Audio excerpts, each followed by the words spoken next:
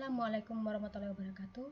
Perkenalkan, saya Junior Masrawati Gula, NIM 28923500054 dari Prodi Manajemen. Ini mempresentasikan tugas UTS mata kuliah Ekonomi Manajerial. Dosennya itu Ibu Wina Sari Kusuma, SIEP SEMM. Baik, lanjut saja. 1. Yaitu pengertian dan ruang lingkup ekonomi manajerial. Dalam bab ini, kita membahas pengertian dan ruang lingkup ekonomi manajerial. Kita mulai dengan definisi manajerial dan pembahasan tentang hubungannya dengan disiplin-disiplin ilmu yang lain. Kita kemudian akan membahas teori perusahaan. Di sini, kita mendiskusikan alasan adanya perusahaan dan fungsinya, mendefinisikan nilai perusahaan, membahas kendala-kendala yang dihadapi perusahaan, dan mempelajari keterbatasan teori perusahaan, termasuk yang disebut sebagai masalah pemilik pengelolaan atau principal agent atau principal agent problem. Kemudian, kita mempelajari arti laba dengan membedakan antara laba ekonomi dan laba usaha, serta menganalisis kegunaannya dalam sistem perdagangan bebas. Berikut yang kita mendiskusikan etika bisnis. Terakhir, kita akan membahas pentingnya memperkenalkan dimensi internasional ke dalam ekonomi manajerial untuk menggambarkan globalisasi produksi dan distribusi saat ini. Juga pentingnya penggunaan internet sebagai sumber pentingnya untuk mendapatkan informasi dan data bagi ekonomi manajerial. Bagian AA yaitu ruang lingkup ekonomi manajerial. Kita akan mendefinisikan fungsi ekonomi manajerial dan membahas hubungan dengan teori ekonomi, ilmu keputusan manajemen, dan berbagai area fungsional ilmu administrasi bisnis. Definisi ekonomi manajerial.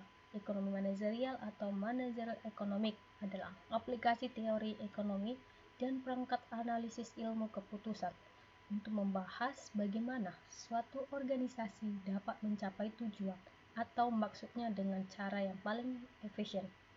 Maksud definisi ini dengan sangat tepat dijelaskan. Masalah keputusan manajemen timbul dalam organisasi apa saja bisa di perusahaan yang mencari laba. Organisasi nirlaba atau seperti rumah sakit atau universitas atau badan pemerintah pada saat organisasi tersebut berusaha mencapai tujuannya dengan menghadapi berbagai kendala atau batasan. Sebagai contoh, sebuah perusahaan mungkin berusaha untuk memaksimumkan laba dengan keterbatasan seperti ketersediaan input penting dan kendala-kendala hukum. Keterkaitan dengan teori hukum. Teori ekonomi atau economic theory mengacu pada ekonomi mikro dan ekonomi makro. Teori ekonomi mikro atau mikroekonomik adalah ilmu yang mempelajari tingkah laku ekonomi secara individual sebagai unit pengambil keputusan, seperti konsumen individu, pemilik sumber daya, dan perusahaan bisnis di dalam sistem perdagangan bebas. Ekonomi makro, sebaliknya, adalah ilmu yang membahas tentang output, pendapatan, pekerjaan, konsumsi, investasi, dan harga secara total atau aggregate di perekonomian dilihat secara keseluruhan. Meskipun teori ekonomi perusahaan merupakan satu-satunya elemen yang sangat penting dalam ekonomi manajerial, kondisi ekonomi makro secara umum seperti tingkat permintaan aggregate, tingkat inflasi, dan tingkat bunga, di mana perusahaan beroperasi juga sangat penting. Teori ekonomi berusaha memprediksi dan menjelaskan perilaku ekonomi. Selanjutnya yaitu keterkaitan dengan ilmu keputusan. Ekonomi manajerial juga berhubungan erat dengan ilmu keputusan atau decision science. Ilmu ini menggunakan perangkat matematika ekonomi dan ekonometri atau untuk membentuk dan mengestimasi model keputusan yang ditunjukkan untuk menentukan perilaku optimum perusahaan, yaitu bagaimana perusahaan dapat mencapai tujuan dengan cara yang paling efisien secara spesifik. Matematika ekonomi digunakan untuk menformalkan, yaitu menggambarkan dalam bentuk persamaan model ekonomi yang dipostulasikan oleh teori ekonomi. Ekonometri kemudian menerapkan peralatan statistik, terutama analisis regressi pada data dunia nyata untuk mengestimasi model yang dipostulatkan oleh teori ekonomi dan untuk peramalan. Sebagai contoh, teori ekonomi mempostulatkan bahwa kuantitas yang diminta untuk suatu komoditas adalah fungsi atau ketergantungan kepada harga komoditas tersebut, pendapatan konsumen, dan harga komoditas lain yang berhubungan, yaitu komoditas komplementer dan substitusi secara berturut-turut. Bila diasumsikan bahwa selera tidak berubah, kita dapat mempostulatkan model formal atau model matematika sebagai berikut. Q sama dengan V, V sama PY dengan mengumpulkan data dan suatu komoditas tertentu tidak dapat mengestimasi hubungan empirisnya. Hal ini akan memungkinkan perusahaan untuk dapat menentukan seberapa besar perubahan Q dengan adanya perubahan dalam DPY, DPPC dan SPDAN untuk meramal permintaan di masa mendatang untuk komoditas tersebut. Informasi ini penting bagi manajemen agar dapat mencapai maksud dan tujuan perusahaan. Maksimalisasi laba dengan cara yang paling efisien.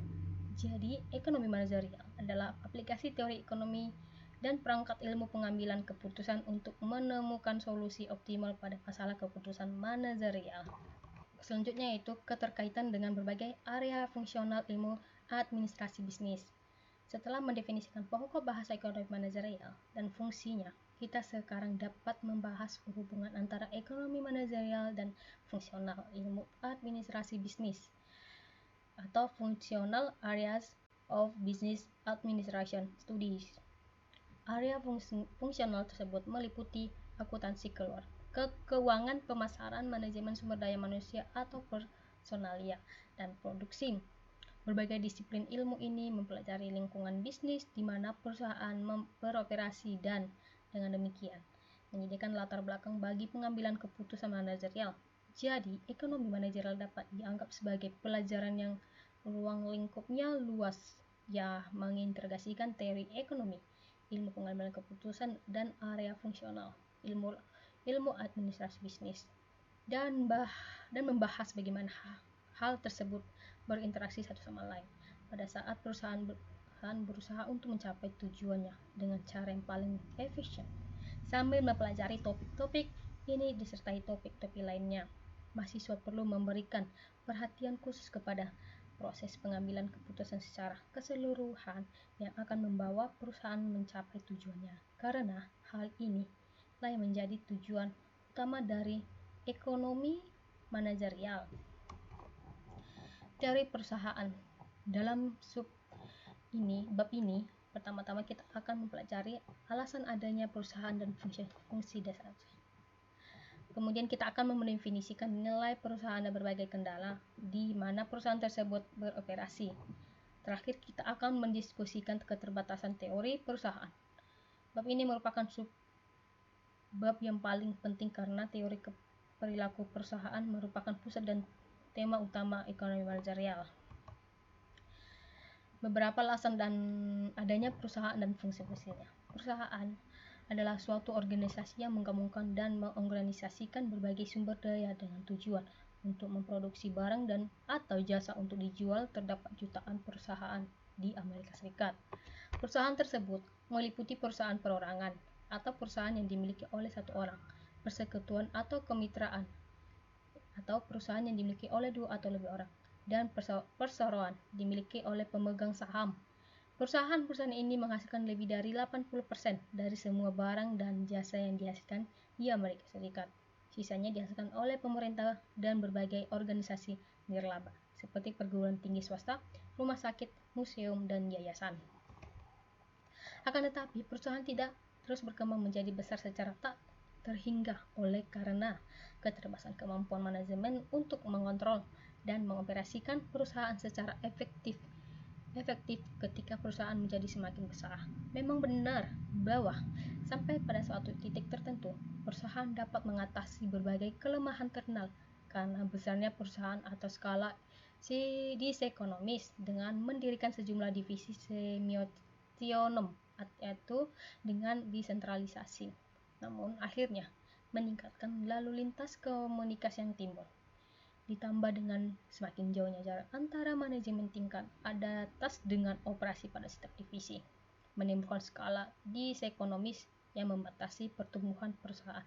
Lebih lanjut, perusahaan akan mencapai titik di mana biaya untuk menyediakan pelayanan tambahan dari dalam perusahaan melebihi, yaitu membeli pelayanan ini dari perusahaan lain. Contohnya adalah jasa yang bersifat sangat teknis atau hukum medis atau teknik dan tidak setiap saat dibutuhkan oleh perusahaan.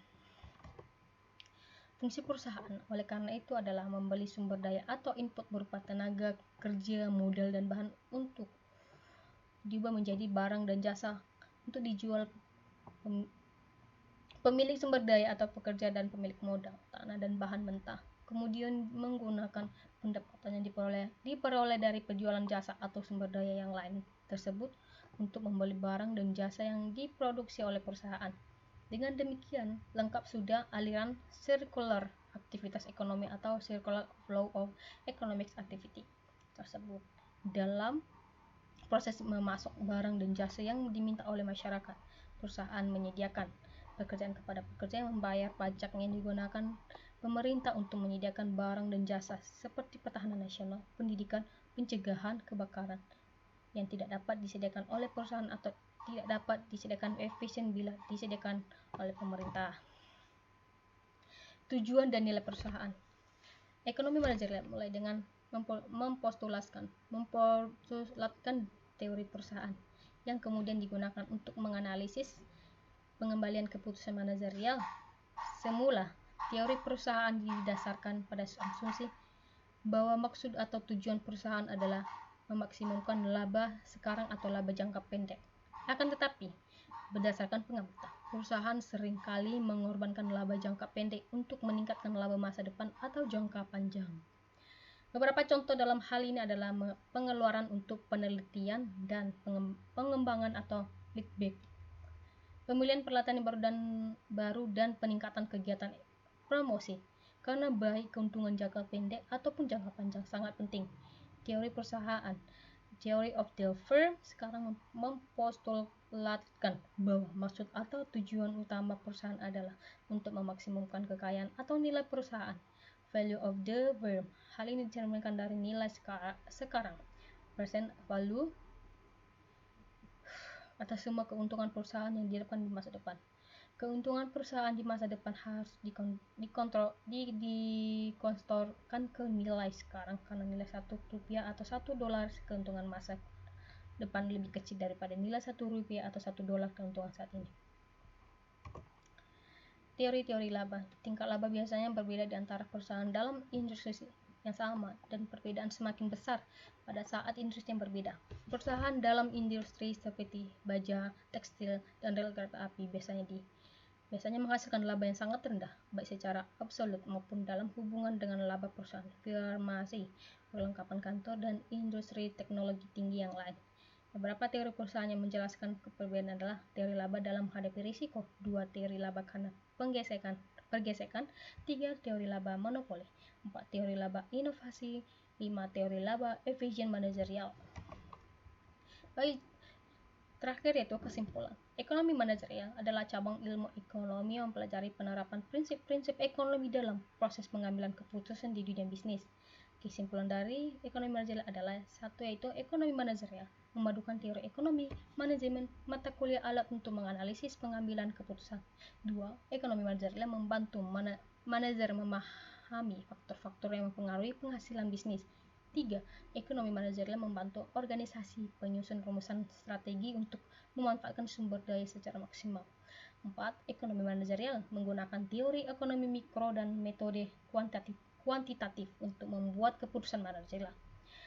5, ekonomi manajerial relevan dengan manajemen non-bisnis dan organisasi nirlaba.